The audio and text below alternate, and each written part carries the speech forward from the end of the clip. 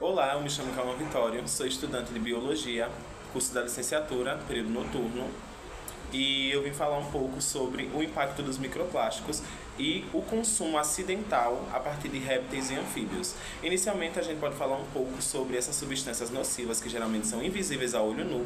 Elas podem ser liberadas através de processos urbanos, industriais, agrícolas e até de mineração, e o que elas podem causar nesses animais.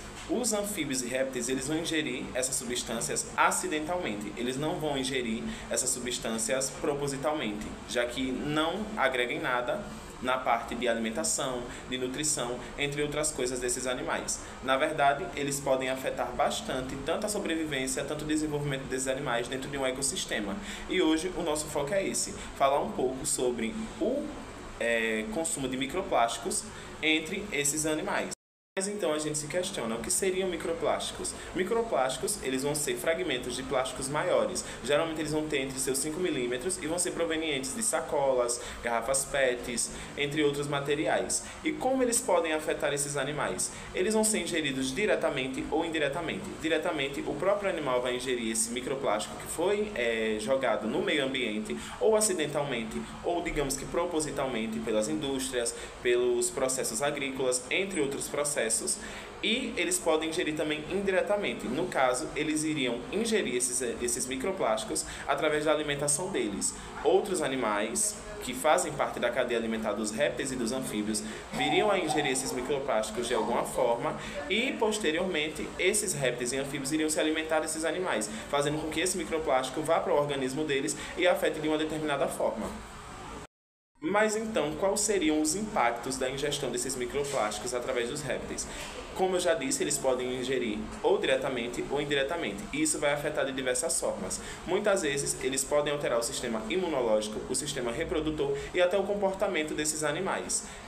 E nas tartarugas marinhas, estudos apontam que a ingestão desses microplásticos, eles vão fazer com que elas tenham problemas respiratórios, com que elas percam um pouco da sua capacidade de caça, já que vai ser reduzida através dos problemas que podem ser causados, principalmente na respiração, já que diminui a atividade desses animais, e também pode afetar a questão da manutenção do habitat, já que o habitat estará poluído, ele não será um habitat tão bom para que esses animais vivam, sobrevivam e até mesmo estejam nesse ambiente, já que a poluição pode afetar de diversas formas, principalmente na questão da ingestão. Quando pensamos em poluentes nos ecossistemas, é importante percebermos que eles não estão apenas interagindo com o meio abiótico, mas também com as diversas formas de vida. Assim, eles podem adentrar a cadeia trófica e levar a dois fenômenos interligados, a bioacumulação e a biomagnificação. O primeiro, a bioacumulação, traz uma visão mais individualizada e refere-se ao acúmulo de uma dada substância em um organismo ou organismos. Já a biomagnificação muda a perspectiva de observação. Olhamos a bioacumulação ao longo da cadeia trófica e percebemos um aumento na concentração quanto mais próximo ao topo da cadeia. Um trabalho realizado no Rio Grande do Sul entre 2009 e 2010 avaliou as concentrações de cádmio, chumbo e mercúrio em tecidos do rim, músculo peitoral e fígado de 11 tartarugas quelôniamidas encalhadas no litoral do estado. O fígado apresentou as maiores concentrações de chumbo e mercúrio, enquanto que o cádmio teve maiores concentrações nos rins. O estudo aponta a biomagnificação como uma das hipóteses para justificar seus resultados. Em matéria publicada pelo eCicle em 2017 e repostada pela Universidade Federal do Vale do São Francisco, Univasf, em 2019, a deformidade sexual em répteis é apontada como uma das consequências para a poluição causada por microplásticos no meio ambiente. Uma revisão integrativa feita em 2022 por Stark e colaboradores trouxe a relação entre metais pesados e estresse oxidativo em répteis. O aumento de espécies reativas de oxigênio nos ambientes marinhos foi relacionado a fatores ambientais, aumento da radiação ultravioleta e de metais pesados, conforme demonstrou da Silva e colaboradores em 2016. A exemplo disso, eles demonstraram que tartarugas da espécie queloniamidas com fibropapilomatose tinham elevadas concentrações de cobre, ferro e chumbo. Ainda nessa revisão, traz uma análise feita por Frossard e colaboradores que demonstrou a acumulação de cádmio no fígado, rins, coração e glândula de veneno e outros tecidos de Brótopis jararaca. Novas substâncias surgem constantemente e as tecnologias de tratamento de água e efluentes nem sempre são capazes de removê-las, de forma que algumas vezes ainda nem há normas específicas que regulem o lançamento delas no meio ambiente. Mas há normas ambientais, como a Política Nacional de Resíduos Sólidos, Política Nacional de Recursos Hídricos, o novo Marco do Saneamento, ou mesmo resoluções RONAMA que tratam do descarte de resíduos, lançamento e tratamento de efluentes e outras normas.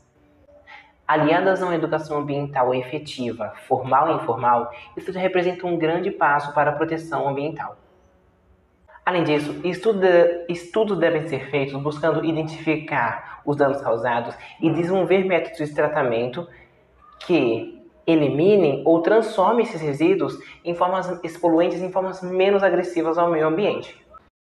Então, qual seria o futuro dos répteis e o cenário possível se nada for feito? A gente pode analisar sobre a questão da ingestão desses microplásticos através desses animais. Pode afetar eles de diversas formas e pode afetar também o ecossistema inteiro.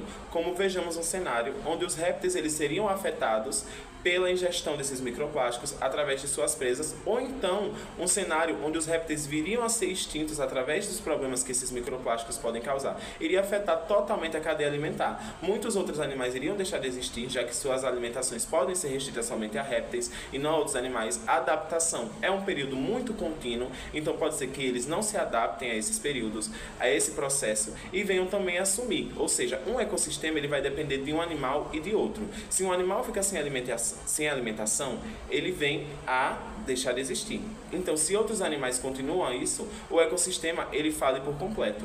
Então, se a gente não fizer nada para diminuir a ingestão de microplásticos por esses animais, que no caso seria a diminuição do lançamento de microplásticos dentro do meio ambiente, dentro dos ecossistemas, nós vamos ter um futuro basicamente incerto para esses animais, podendo causar até uma extinção em massa. Então é isso. A gente sabe quais são os impactos causados pelos microplásticos e sabemos também métodos para que esses microplásticos parem de ser ingeridos por esses animais, parem de ser lançados no meio ambiente. Então, basta somente a ação do homem e a ação da população para gerar um equilíbrio dentro dos ecossistemas. Neste vídeo falamos sobre como microplásticos e poluentes químicos podem afetar a vida dos répteis. Neste vídeo também falamos de como as consequências das ações humanas alteraram e ainda alteram o meio ambiente de formas negativas. Não podemos e nem devemos ignorar o nosso potencial de mitigar e compensar tais impactos.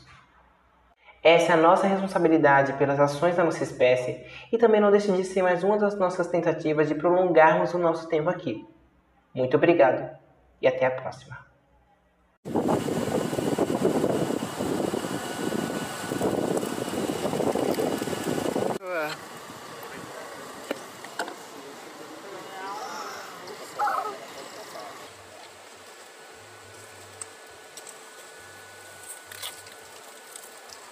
Como você é pequeno.